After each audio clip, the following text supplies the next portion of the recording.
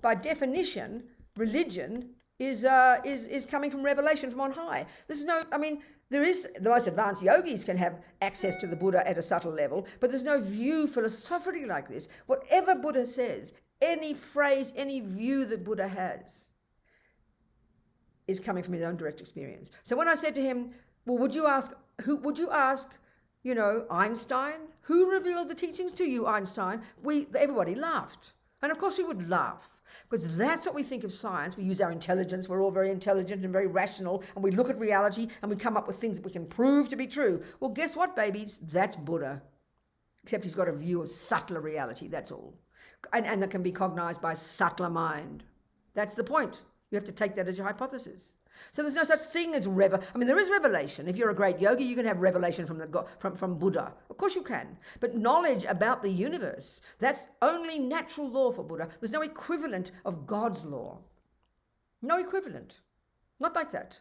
This is quite shocking to hear, but it's important to hear it. We kind of know, oh yeah, Buddha's not a creator, yeah. You've got to think it through. The implication of it is quite powerful for our minds. So then the Buddha's saying what he's found from his own direct experience. The law of karma runs the universe. And what does that mean? Very simply, that everything can be explained.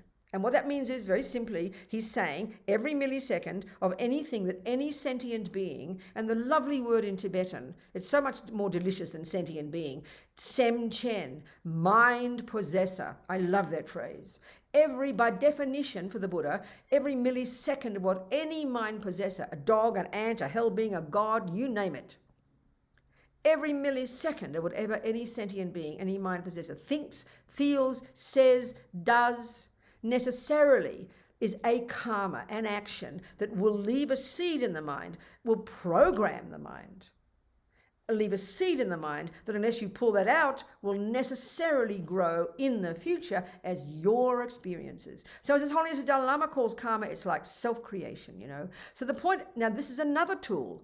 These are tools to, every word I'm saying so far are just Buddha's views, but if we hear them properly, it can be used as a tool to help us navigate this life, help us explain this life, therefore help us calm down, So that every millisecond then of what we think and do and say, this is a major tool, and this is directly in relation to the panic and worry and fear of dramas happening and COVID-19 and the world collapsing, or like Americans right now trying to vote in their new president and whatever we think is the dramas of the world, which are dramas for us.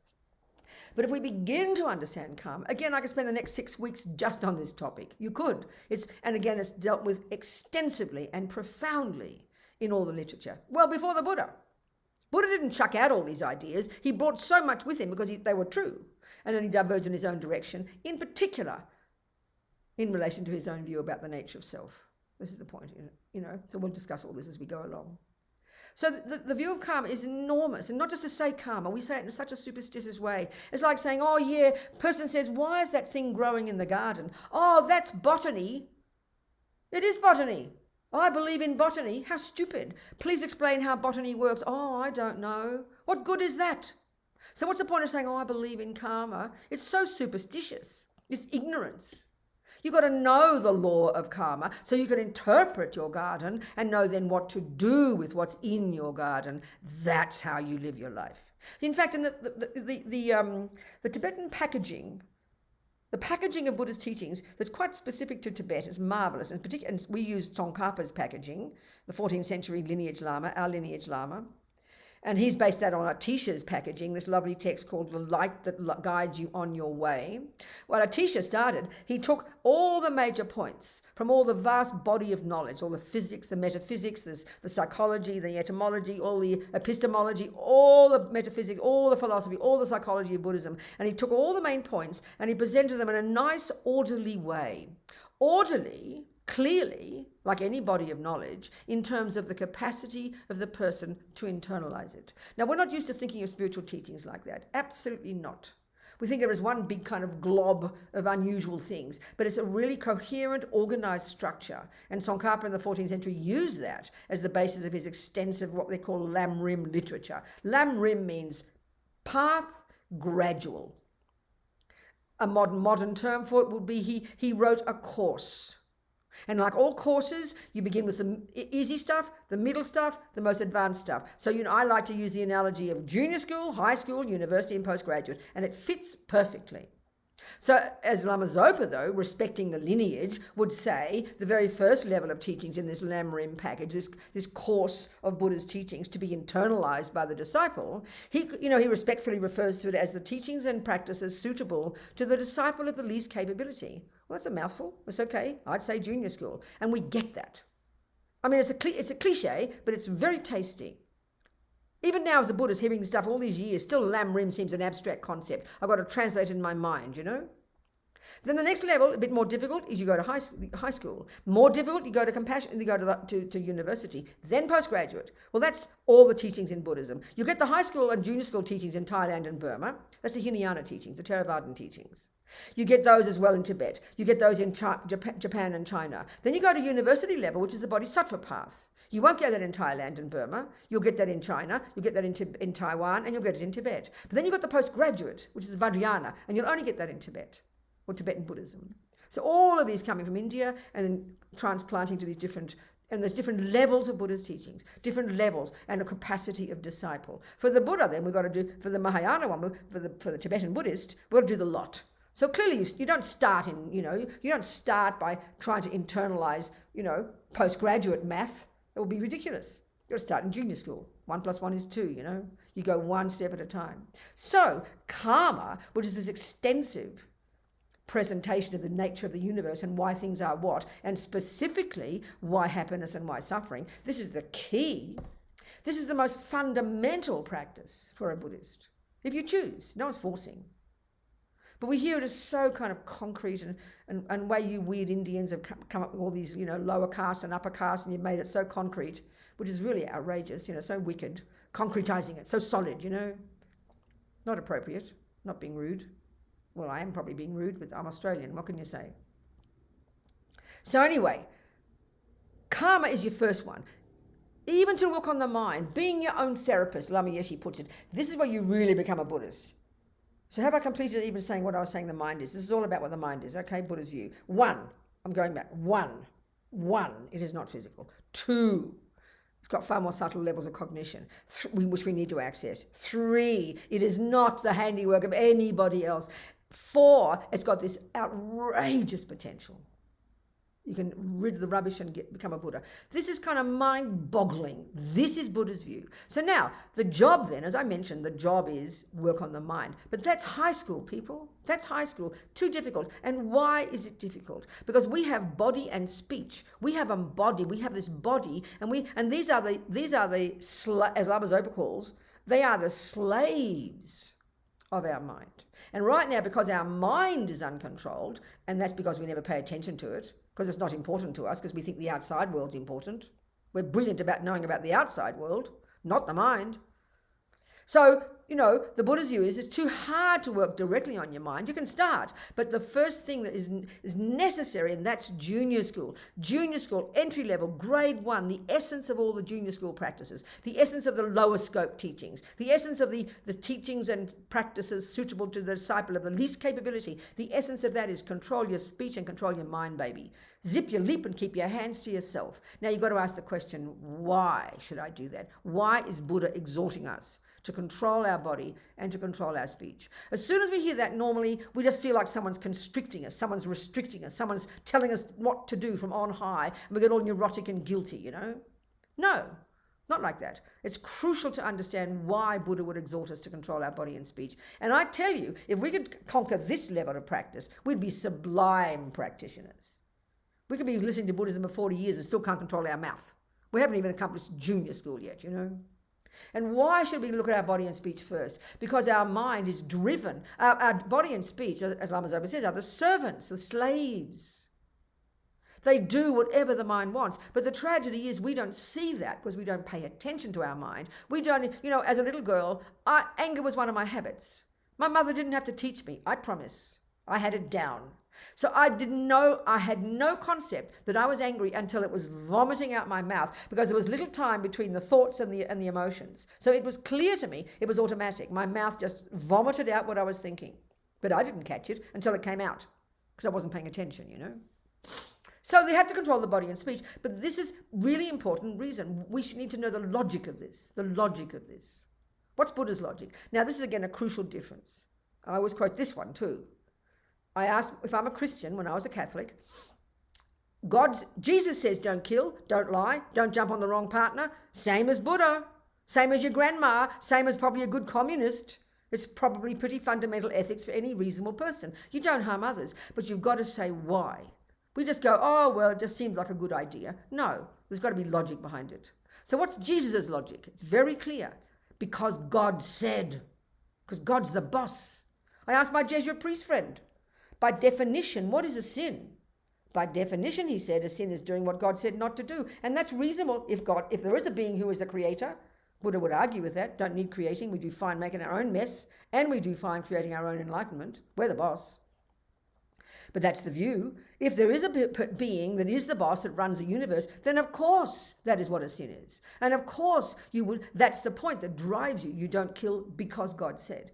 He said there is some level of natural law, meaning people don't like getting killed. But that's not the main issue. The main defining factor for its being a sin is the fact that God said. Now that is not Buddha's view. That would be like going to the doctor and she says, don't smoke. And you say, why not? She'll say, because I say so. And if you do it, I'll punish you with cancer. That's our view of religion. I'm not being rude to you Christians and people who believe in a creator. I'm not trying to be insulting. I'm just looking at the bare bones philosophy that we've internalized. And don't blame your Jewish mummy or your Hindu mummy or your Catholic mummy for this view. It's ego's view. It's a dualistic view for the Buddha. It's not reality. The law of karma, he says, is a natural law. And guess what, folks? If you check up, see a person being lied to, stolen from, feel yourself. It's awful. You don't like it. That's what defines for the Buddha a negative action at the heaviest level. There are various levels of negative actions. The heaviest level, which is where he exhorts us at the beginning to at least refrain from those, they are actions that harm others. But the crucial point to get is why he exhorts us not to kill is not because it harms others. Not first. It's because, guess what, Robina baby, it's going to harm you. How? Well, guess what, honey? Everything you think and do and say will program your mind, and you're going to get experiences in the future similar to that.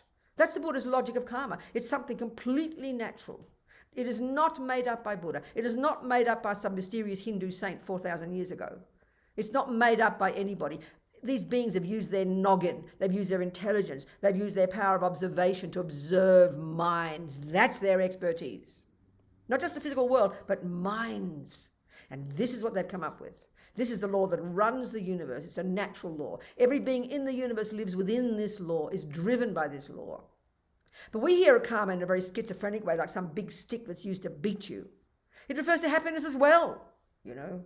It takes time to internalize it. But this is the starting point if you want to be a Buddhist. This already can bring stability and clarity and courage. Because if every single thing that you experience is the fruit of your actions, you take responsibility for it, not feel like, why is this bad thing happening to me?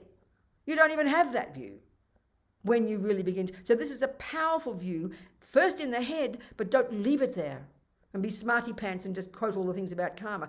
Internalize it. Make it go from the brain to the heart. Then it becomes real. Then it changes your life. Then you become courageous and you begin to own whatever happens. This is my garden. Seeds and fruits is a good example. If you look in your garden, you would never say, who put weeds in my garden? I don't deserve weeds. You would never say that because you know it's your garden. And you have to take responsibility. You never look in your bank account. How dare there be no rupees in my bank account? I deserve rupees. You never say that because you know it's your bank account. Well, your garden, this is your life, baby. And your life, our life, Buddha says, is our garden. We created it. This is so powerful. Psychologically as a tool to help us become brave in life, not feel guilty, not feel neurotic, not just the usual one we hear is, oh, I'm a bad person. But every single good thing that happens is the same. But we never question the good things. We just take them for granted, And there's logic to all that too. We're going to look when we get into the mind in more detail, look into Buddhist psychology. We're going to look at what underpins this view we have of innocent victim, this view of entitlement, this view of outrage when bad things happen. Because this is why we suffer, We can't bear bad things. So the view of karma is first. Entry-level junior school grade 1, Lama Zopa says the first practice, the very first practice starting this second is stop killing, stop stealing, taking the ungiven, the Tibetans would say. Stop saying words that aren't true. Stop bad-mouthing behind backs. That's our favourite. Stop abusing people and stop rabbiting on about nothing. 7 little actions of the body and the speech. The last 3 are about the beginnings of working on our mind. We'll go into that. But just 7 baby things. And why he exhorts us to do this like a kind doctor is because he has found that our doing those actions will ripen as our future suffering. Tick the boxes in your life now, of why you're suffering. People mean to you, people lying to you, people not believing your words, people mistrusting you, people abusing you, people stealing from you. You can tick the boxes. They're diseases, and guess what? You look at the causes. I must have lied. I must have stolen. It sounds simplistic to us, especially to so-called scientific minds. It sounds like ridiculous, But we have to be a bit humble and look into it. There's a cause for every single thing that ever happens to us. So we need to go into the laws of karma more. We'll do all that as we go along these few days together. That's the starting point. Why? Remember why, not just instinctive guilty, I shouldn't kill, I might get punished. I shouldn't kill, someone will think I'm a bad person. That's just rubbish. It's got to be this solid logic, like you take your doctor's advice based on her wisdom and you decide you trust that doctor because you've checked on her, you've researched her, just like you have Buddha, and you decide, I can't quite prove this yet, but I'm going to take this advice and see if it brings some results. And the Buddha's saying instantly, before you start thinking about future lives, instantly when you start to harness your own body and your own speech, when you start to take control of you will get some benefit from that. You will feel powerful. You will start to feel more encouraged. Just beginning to control our body and speech for the right reasons, for the logical reasons, because you are sick of suffering, That's the very first level. Then when we start to get a handle on our body and speech, a handle on these crazy slaves of our crazy delusions, now you've got the luxury and the space to go to the next level, next scope, middle scope, high school, and now start to do the real work, which is where you become a Buddhist.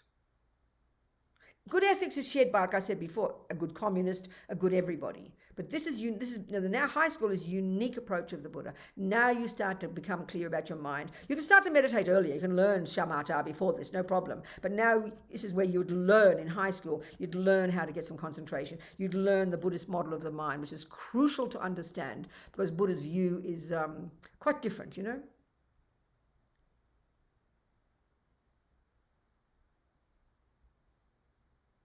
Are you okay, Eleanor?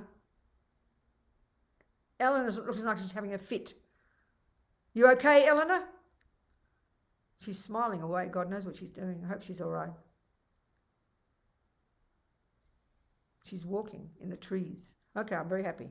Okay, so I could rave on for another 5 hours, which I do, but I think I've said enough already that I'd like to get some questions now before we start going, unpacking karma, unpacking the model of the mind, and then this is the wisdom wing. Another analogy, a bird needs 2 wings, babies, wisdom and compassion. Compassion finally is the point, but as His Holiness says, compassion is not enough. You've got to have wisdom first. And this is all the nuts and bolts of Buddha's view of the universe. And that's the work we have to do on ourselves first, to put ourselves into some reasonable shape so that we can remove a few of the veils from our eyes and we go, oh my God, we're all in the same boat. What can I do to help others? We can't begin to help others to put yourself together. So this is the wisdom wing, junior school and high school.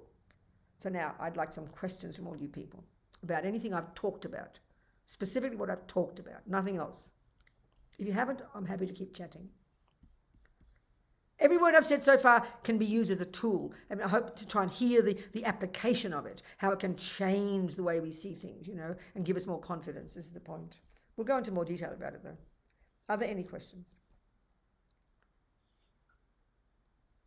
Nobody, nothing in the little somebody chat has box? Their hand up. Who? Where? Who's got their hand up? Should I unmute them? Speak up. Who has got a word for me? Hi, my name is Dee. Dee, hello. Dee, happy to see you, darling. Talk to me. So, Venerable, you were talking about Guru Shakyamuni Buddha and how he had realizations and how he became enlightened, yes, and how it comes to him. So, does it mean that Shakyamuni Buddha was a Pratyeka Buddha? Why would you say he's a Pratyeka Buddha? I mean, he got teachings. He got masses of teachings, didn't he? He didn't just come out of the blue. And if we're going to take the view that he had previous lifetimes, he would have got teachings in those previous lifetimes because he would have heard it all before. So I don't know. I don't know. I don't think you say that. I'm not sure. Who's the clever scholar here? Can someone tell me if we consider that Shakyamuni was a Pratyeka Buddha? I don't know. But he got it from before. I mean, a Pratyeka Buddha, is that a person who just comes, he doesn't listen to teachings, right? Is that what a Pratyeka Buddha is, Dee?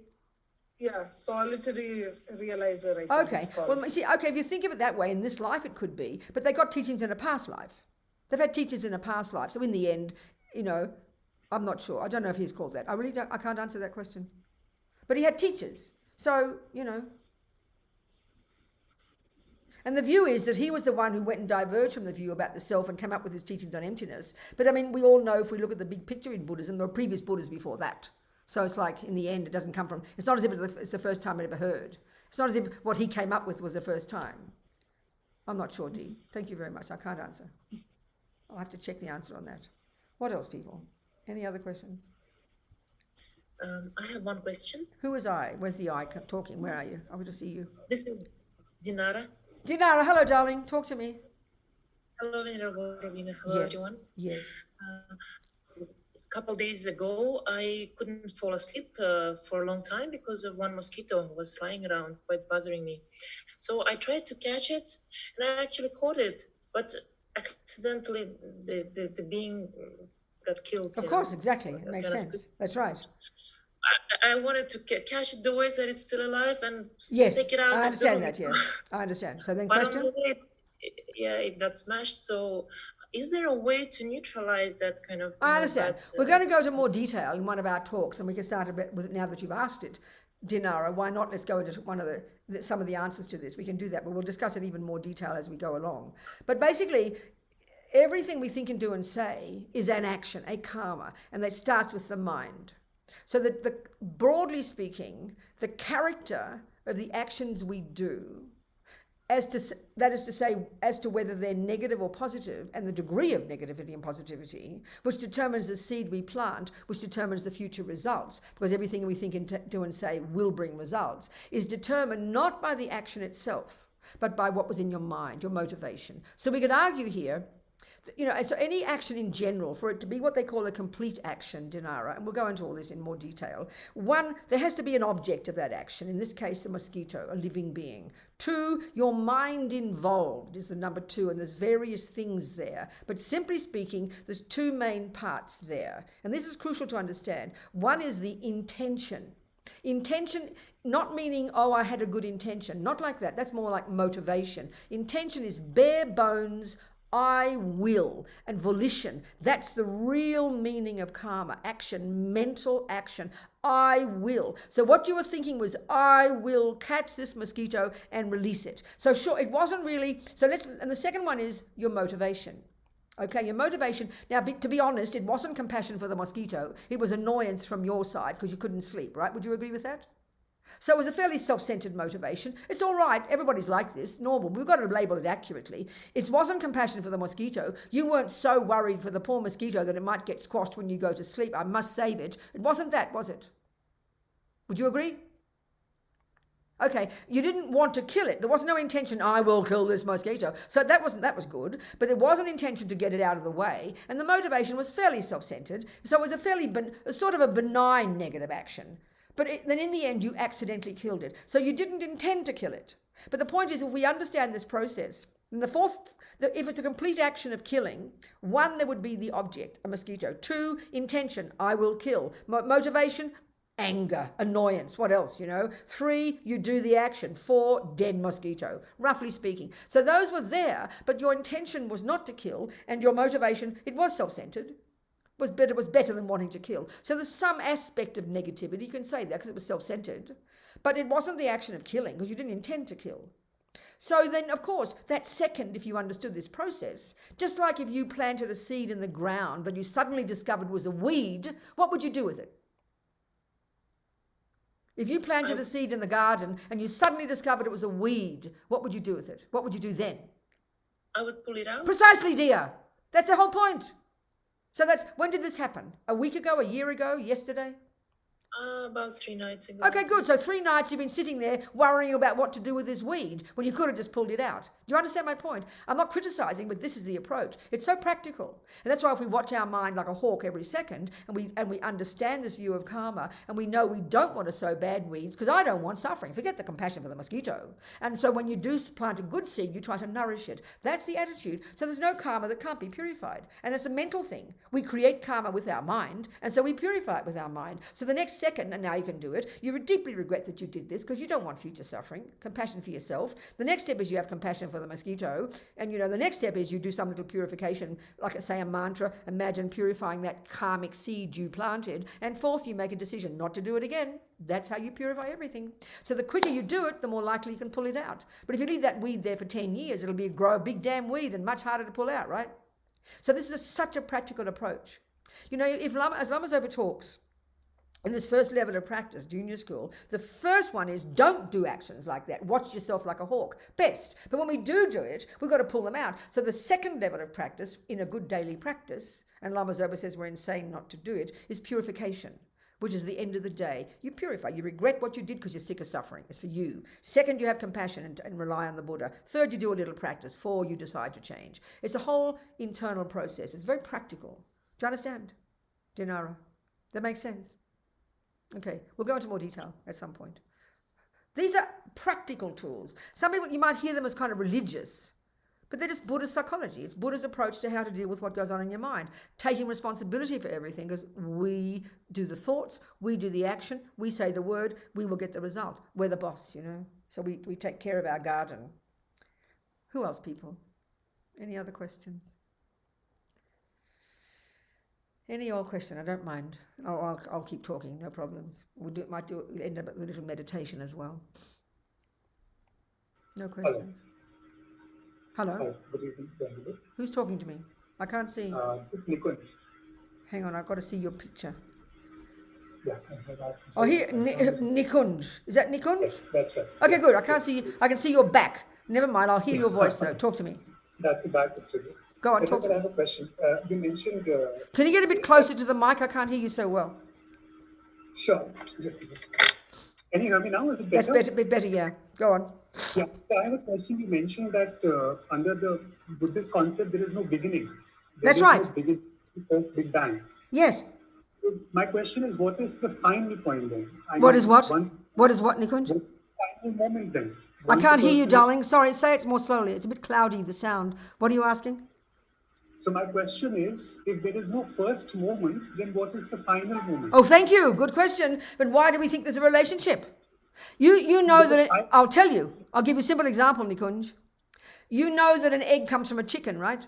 And you know that a chicken comes from an egg, that whole dilemma. Well, guess what, Nikunj? You can break an egg anytime you like and you will never get another chicken. There's the answer. Buddha says delusions, he's found this psychologically, and it takes a while to look into the logic of this, that delusions in our mind are adventitious because they're not in touch with reality. And so when we unpack and unravel our mind, our delusions, if they exist in my mind now, they're necessarily beginningless, but delusions can end. That's exactly what happens when we start to realize emptiness. When we've realized emptiness, when we've cut the root of the delusions, and we're going to go into this because this is the heart of Buddhist practice, that's when we've achieved our own liberation from suffering and its causes. Now, a big difference in the Buddhist teachings, if you go to Thailand or Burma, you will learn that if you achieve your own nirvana, if you graduate at high school, junior school and high school, that's the wisdom wing. If you control your body, control your speech, live in vows, do purification, go to high school, learn your mind, get samadhi, then and then you realize emptiness and you cut the root, and eventually in one life or other you will have achieved your own liberation. You've removed all the rubbish from your mind. When you die, they would say there's nothing left. You are gone. Well, the Mahayanas would suggest that's nihilism. As Dalai Lama said, we Mahayanas have a problem with that. The Mahayana view is that mind is endless as well, but the virtues are endless because they are intrinsic to the mind. Delusions are adventitious and can be removed. The whole of the Buddhist practice is based on these assumptions, which we have to look into. What do you think, Nikunj? Thank you for answering that question. Food for thought. A lot to think. Yeah, sure. Good. That's it? Yeah. Okay, good, thank you. Who else? Hello, Venerable Tashi, how are you? Are you at Root Institute? No, Venerable. I'm in Hyderabad at my parents' place right Who's now. who's looking after Root Institute these days? The place has collapsed. Oh, no. There are great people looking after it, but also it's not so busy right now. Of course not. But everything's okay there. Everything is okay, going fine. You went home to mummy and daddy. Yeah, they are by themselves and they needed me. So I'm sure they did. I'm very happy for you. You're Good, doing Tashi. wonderful. Thank Good you, to darling. see you. Thank you so much. Yes. Who else, people? Questions? Anybody? Yes, I have a question. Yeah. Hello. Yes, I'm hearing you. About the differences between the Christian thinking of sin Yes. and the Buddhist view on karma. Absolutely. Thank you very much. What may I call you? Is that your first name or your second name? Good. It's my first. Gudmundur, yeah. Gudmundur. Yes. Are you good. in Iceland? Yeah. I'm very happy to see you. I will tell Very you the happy to see you. exact. Thank you. I will tell you the fundamental difference. I've implied it already, but I'll go into detail. Thank you so very much. Thank you. So, okay. First of all, it's very interesting, by the way. A few years ago, I was asked to give a talk at the Catholic University in Melbourne, and I was brought up as a Catholic in Melbourne. I went to a Catholic convent. I was in love with God, completely in love with God as a kid. By the time I was 19, I decided I prefer boys, but never mind, that's my history. So anyway, whatever. But I gave this talk, and I remember I only had a 20-minute slot at this conference, and I didn't know what to talk about. So by the time the morning I got there, I looked up the dictionary for the definition of God, and it said 3 essential qualities: omniscience, which means the wisdom to see how things exist; infinite compassion; and infinite power. And I thought, well, that's interesting.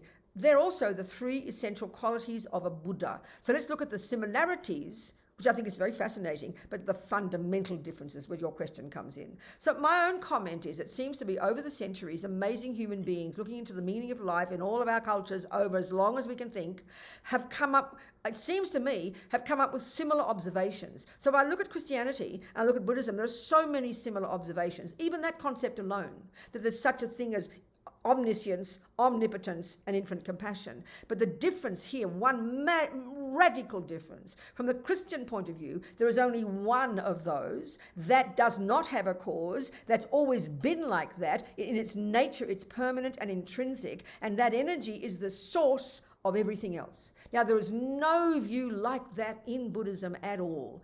Buddha having exactly those qualities. Exactly. The difference is everybody can become one of those. Now, that's a shocking concept for a Christian, because the concept of God is that God is completely intrinsic and permanent, and he was never anything but that. You could not have become God. This is the worst crime to think that view. That's one of the fundamentals in the Christian view. But the Buddha's view is radically different.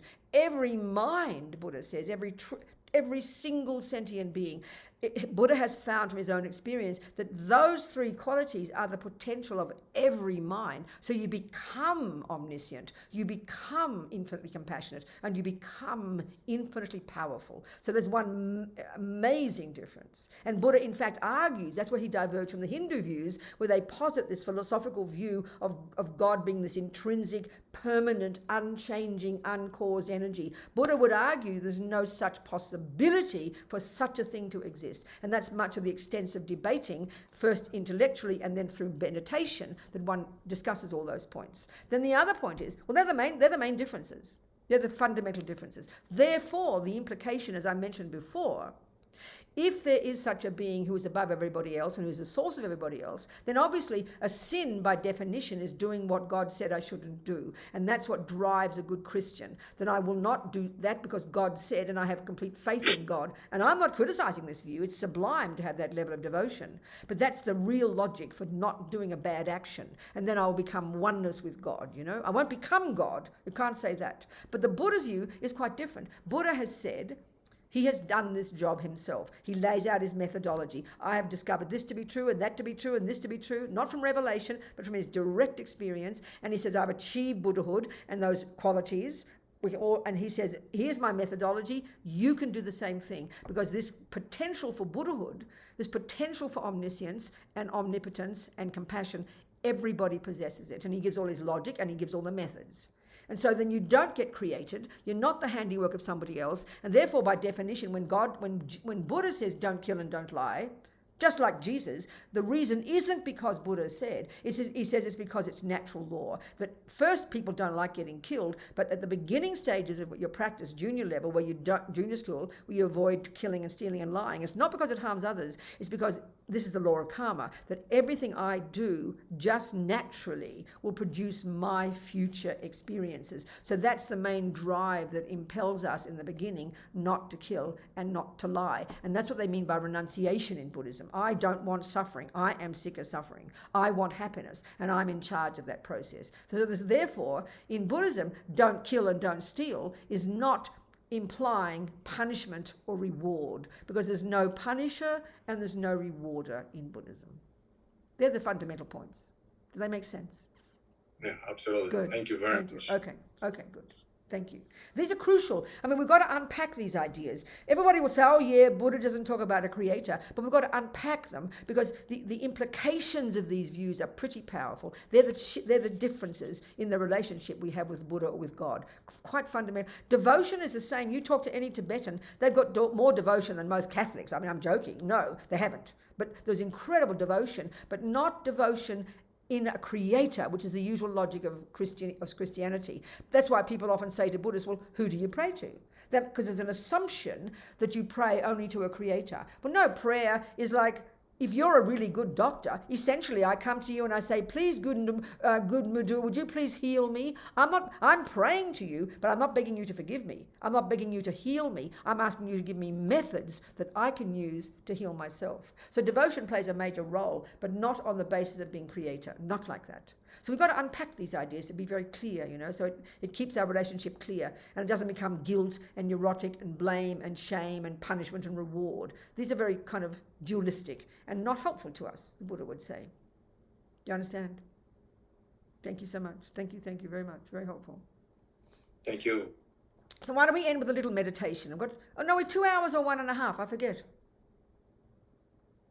1.5. Oh, good. Okay, we've got 15 minutes. But it's more like 4 hours, because it's been tested that I speak three times the pace of everybody else. I always say that stupid thing, but it's been tested. I always joke, and I've said this, and you heard it again, I'm sorry to be so boring.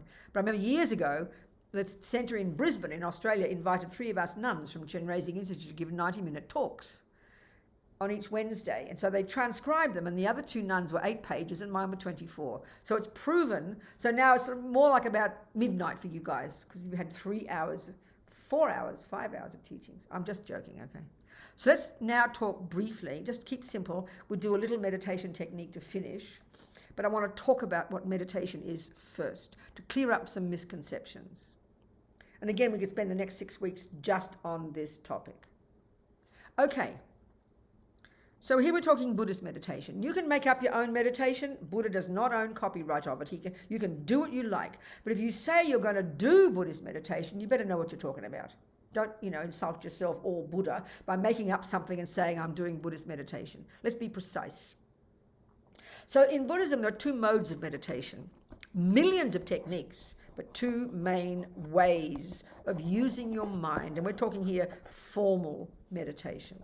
Right. Now the first one is basically this samadhi, is getting samadhi. This first one is this brilliant technique invented well before the Buddha, that Buddha took with him when he diverged in his own direction. This brilliant psychological skill that is basically helping you learn to concentrate. I mean, it sounds so simple. Concentration, wow, what's that? It's not even religious. Mindfulness is a word that's used. There are many parts of our mind that have to help us get concentration. One is called itself concentration. You've got to pay attention to something. You've got to have discrimination. You've got to have alertness. You've got to have mindfulness. There are many parts of our mind. We'll discuss all this as we go along.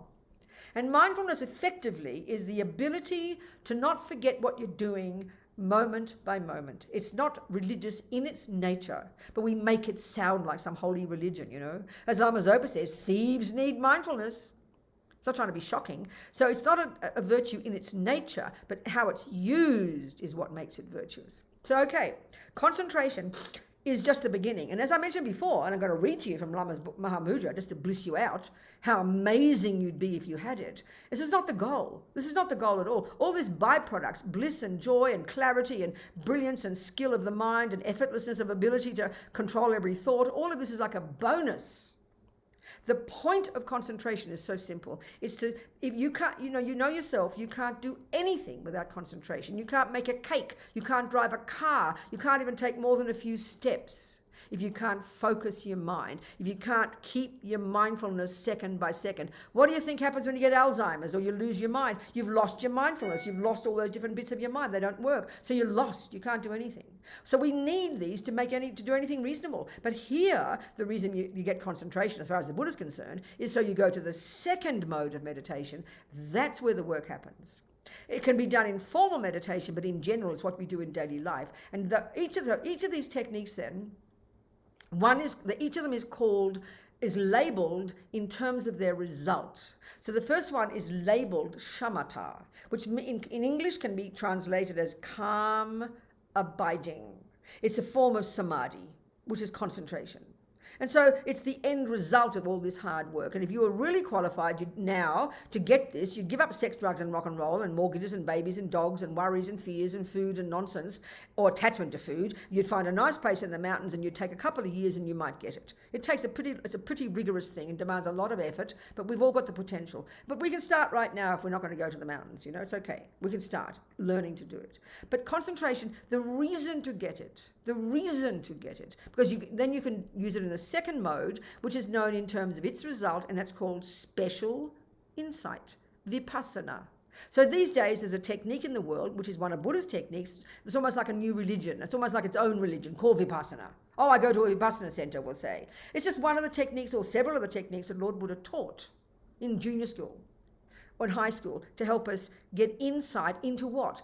Why you would scan your body. I've never done that meditation, but it's one of Buddha's techniques. It's the one known as Vipassana, or one of them. You're using your concentration, got in the first mode. In the second mode, you then take that concentration and then you scan, I think, something like this, the different sensations of your body. And what do you want? What does Buddha want you to get insight into? Not your body, believe me, but into the fact that things change. It's a method, experiential method for starting to realize impermanence. It's a very sweet, subtle method. That's just one of the many, many Vipassana techniques that he taught. Now, the Mahayana one, as you know, if you study the lamrim, it's taught in the framework of the Bodhisattva path, the 6 perfections, and it's concentration. The 5th perfection is getting concentration. It's actually a high school teaching. No, actually, it's a Hindu teaching. But Buddha took it with him. But it's taught in high school. And then the 6th of the 6 perfections is special insight. But here in the Mahayana, the specific special insight is insight into ultimate reality, emptiness. But you can use the insight method to get insight into everything. You've got to get insight into karma, impermanence, compassion. So it's a method, different methods you use, utilizing discursive thought, utilizing thinking. Tibetans call it analytical meditation. But don't mystify. It just means using thinking, but in a clear, logical, coherent way, based on concentration, in order to get the experience of the truth of karma, the experience of emptiness, the experience of bodhicitta. It's a way of using your mind in a refined way, based on your concentration, by utilizing analysis in the second mode for the penny to drop. So there's 2 modes of meditation: concentration and then insight. In concentration, there's not discursive. You do not engage in thoughts. You're going to have thoughts going berserk, because that's how they are, but you don't pay attention to them. We can go into this in more detail in other days as well. So we'll just do a little bit of that before we finish. So in Mahamudra, this is a particular method of getting insight into emptiness. It's a very sweet, delicious technique, similar to Dzogchen. These people get very excited because it sounds so simple. And Lama's beautiful book on this, Mahamudra, it's called, published by Wisdom last year or something. And it's the concentration technique there, the first mode of meditation, is not concentrating on the breath, not concentrating on a visualization, but concentrating, using as our object of concentration, using as our focus of concentration, is your mind itself, meaning whatever pops up in your mind. You don't try to conjure the thoughts. You don't try to have thoughts. You don't try to analyze the thoughts. You don't try to wish they'd go away. You just decide, and we're going to do this one for like 5 quality minutes. We're going to and we'll talk about the position to sit in. We're going to pay attention to whatever arises in the mind with fierce concentration, with a determination not to space out. We're going to do that. So the object from Mahamudra is the nature of is the thoughts themselves. So as Lama says in his book, as you get more concentration, the thoughts will begin to calm down, and then the object of your concentration becomes the clarity of your mind, which is its conventional nature.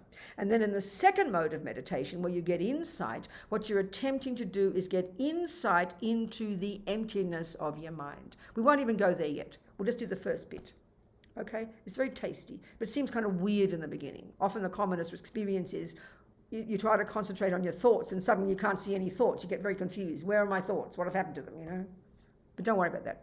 So now the other thing we'll just do now is get sitting in a position. So that there's a position of the body that's been found to be conducive to good meditation by all the yogis for centuries. Again, you amazing Indians, you know, you should be feeling so happy about yourselves. And this is crucial in Buddhism as well. But remember, the point is the body doesn't meditate. The mind meditates. So don't get too caught up in your physical experiences. Oh, I'm meditating. Load of rubbish. So there's various points about the body to be in a good position. The ideal is to be in what they call full lotus. And this is practical, not something cosmic. Because all the great yogis have found, you know, that you can sit in that position for days and weeks on end and your body won't fall over. It's so practical. And all the subtler energies can flow smoothly. So it's so practical. Now, if you know, unlike you Indians maybe got cross-legged when you were children, we didn't. We sat in chairs and things, us white people. So it's a bit hard to sit cross-legged. But if you can, and His Holiness the Dalai Lama says it's wonderful to start your session. It's really auspicious just for a minute to sit in full lotus. It creates the cause to be able to be doing this position in the future, you know. It's wonderful for the more advanced practices. And if you can't, don't worry. Sit with half lotus. If you can't do that, regular. If you can't do that, sit in a chair. And now, for those of us who are, if you're in full lotus or even in ordinary, the next thing is your bottom. So, you know, if you can got a really flexible body, just have something just propped under your coccyx. So it thrusts you slightly up and forward, which makes the body feel very stable. And or you adjust the cushion to suit you, okay? So the next one is if we're in a chair, and I'm sitting in a chair, you don't slump into the back of the chair because your body will get all sluggish, the energies can't flow smoothly, and you'll go to sleep, and that's pretty useless. And even in 5 minutes it can happen. So don't. So sit upright. Have your body nice and upright. So the same as if you're sitting cross-legged. The third point. First is the legs, second is the bottom, third is the back. Have it upright, not slumped. Upright, but not tense. And we tense a lot, don't we? So the fifth point is your shoulders. The fourth, the body.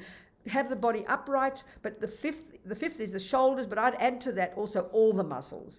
Relax your muscles. Sit upright, but then flop your muscles, especially your abdomen. We often tense our abdomen because we don't want to look fat, you know. Flop the muscles, but your shoulders upright, but relaxed. So your legs, your bottom, your back, your shoulders, and I'm adding the muscles in the stomach. Now the next one is your head. On the hands, classic posture, but you can do what you like. You know, many yogis use different gestures or mudras. Left underneath, right on top, thumbs touching like that. There's something I've heard years ago, I can't think of the source. There's 2 subtle channels at the thumbs that relate to bodhicitta. I don't know where I got it from. So in your lap. Now finally your head. It's important to not have your head back. That agitates the mind. Slightly tilted forward, chin tucked in. The next one is your jaw relaxed. The next one, a bit odd, but the lips apart. And the next one, even more odd, and this is all practical from the great yogis, your tip of your tongue resting behind your top teeth. Okay? Just near the palate. And you know why? It's so practical. The yogis have found that you don't have to dribble. It's not holy. You don't dribble and don't have to swallow your spit all the time. Okay, we've only got 5 minutes, so we're cool. 3 now. So then the next one is your eyes. Again, the great yogis who are seriously in meditation throughout the day, they want the light to come in so the mind can stay sharp. And we'll discuss all this in more detail other days. But we will get distracted probably. So have your eyes lightly closed, but beneath your eyelids, having your eyes looking down as if you're looking along your nose. Okay, now that's the classic position. Your bottom, the legs, the back, the shoulders, the hands, the chin, the tongue. Breathe through your nose and the eyes. Now settle into it and forget about your body, all right? Because your body doesn't meditate. So now without too much discussion, we're just going to do this one for 3-4 quality minutes, okay? We're going to, with strong determination, we're going to pay attention.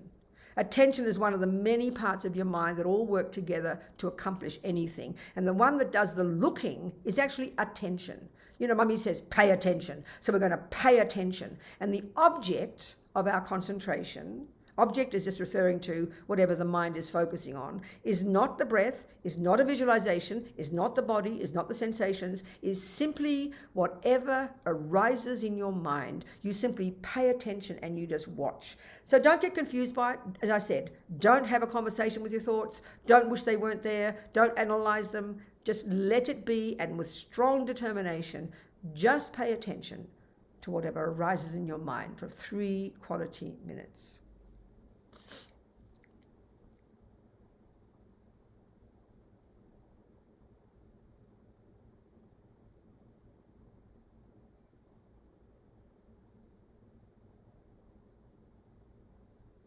Breathe very naturally, not forced, and just focus on whatever arises in your mind.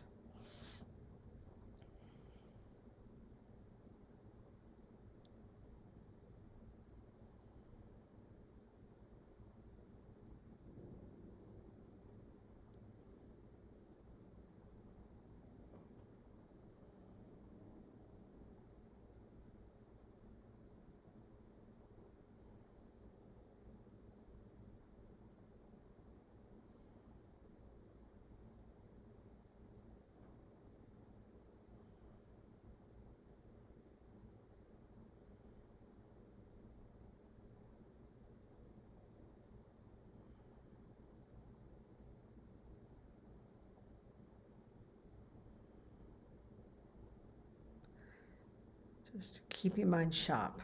Don't space out. Just stay sharply focused.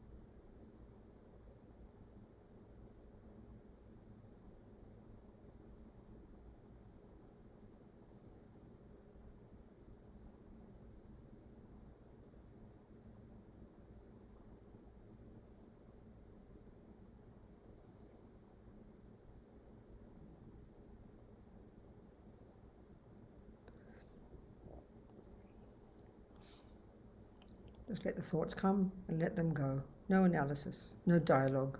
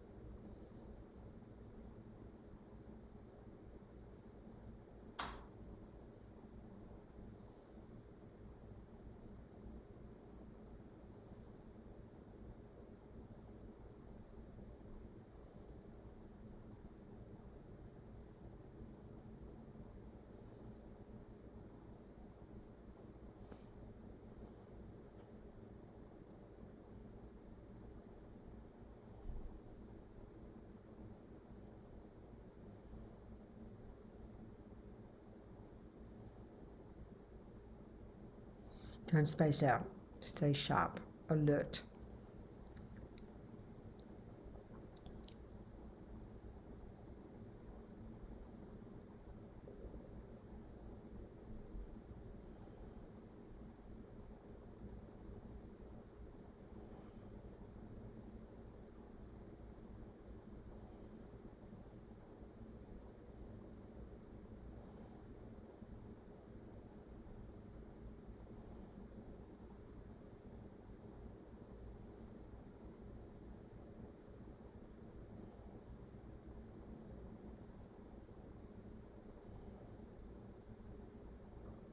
That's it. It's about 3 or 4 minutes. So stop now.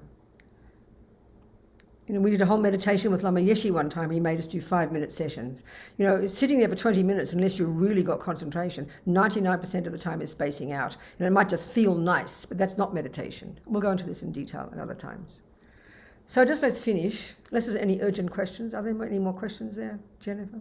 In the chat box, were there any questions? Or anybody have an urgent question? Or any question? Doesn't have to be urgent. We can have a couple more minutes if you wanted. No questions.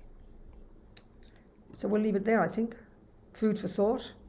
So anything that I've said, you know, the essence of it, I've talked about the end result, which implies that the mind, knowing what the mind is, knowing we can have control over our mind, the potential, knowing that the delusions are not intrinsic to us, knowing that virtues are, even this alone, and then knowing that we create our own reality. This is just a half a dozen ideas that are, if you take these as theories and philosophies, look at the experiential implications of them. This is what practice is. It's not just watching your thoughts or something.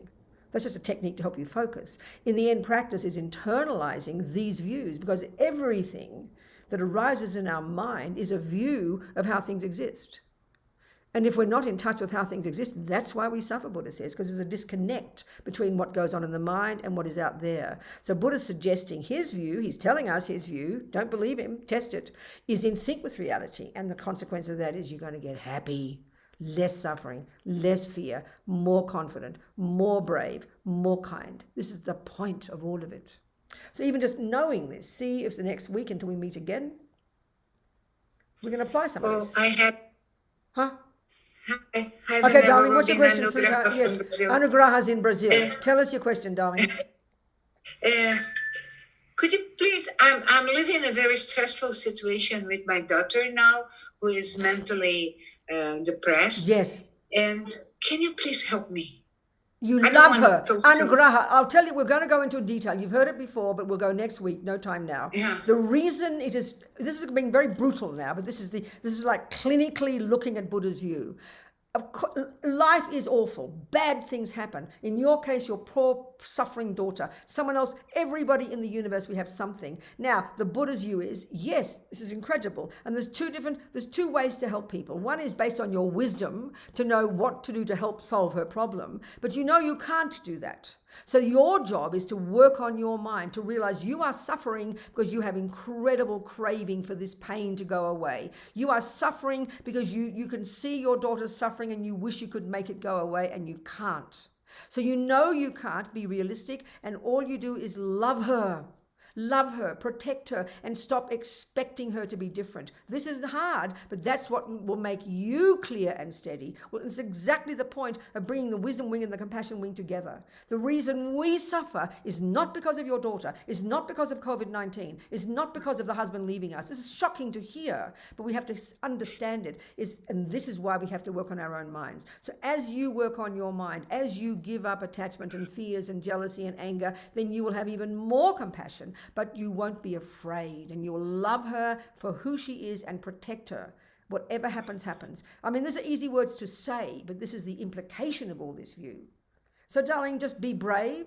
This is who she is, and how fortunate that she's got you. Do you understand?